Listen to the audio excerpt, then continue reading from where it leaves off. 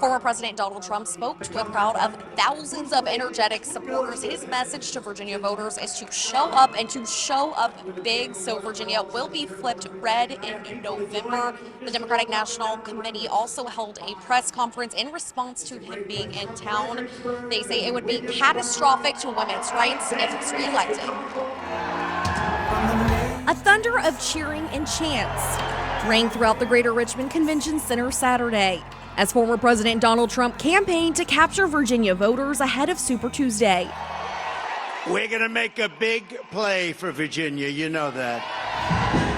His visit prompted thousands to patiently wait for hours in line, and a line that looked like a sea of red wrapping around the building. It's exciting to be in Richmond today. We came out to see Trump. We're here to support our next president. Trump has beat out his Republican opponent Nikki Haley in every primary so far. However, he's lost the general elections in Virginia against Democratic opponents in 2016 and 2020. Attendees say this makes his visit to Virginia all the more vital in his potential path to victory in November. With rallies, it creates conversations at home, which spreads his word for him. So rallies are important, so he needs to show up more, honestly. Let me tell you. Trump rallied the crowd on issues like security at the border, the economy, foreign relations, and his legal battles. He wants voters to make a big play for Virginia in November by flipping the state red. But it's time for the Commonwealth of Virginia to finally have your say and get it done the way you want to have it done.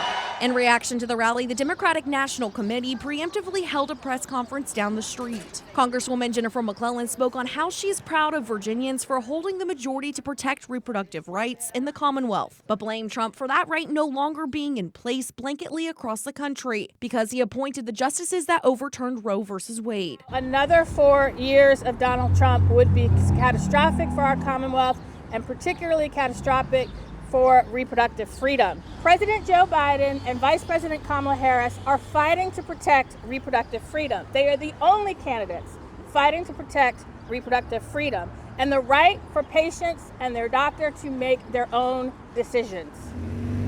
This campaign stop was one thousands could not turn down attending. The energy, the excitement, everybody rallying around each other and supporting the next president. As some Virginia voters work to rally the state in hopes of a red wave come November. Get out and vote. And early voting is officially over now in Virginia. You can head to the polls starting at 7 a.m. on Tuesday. In Richmond, I'm Maggie Marshall, CBS 6 News.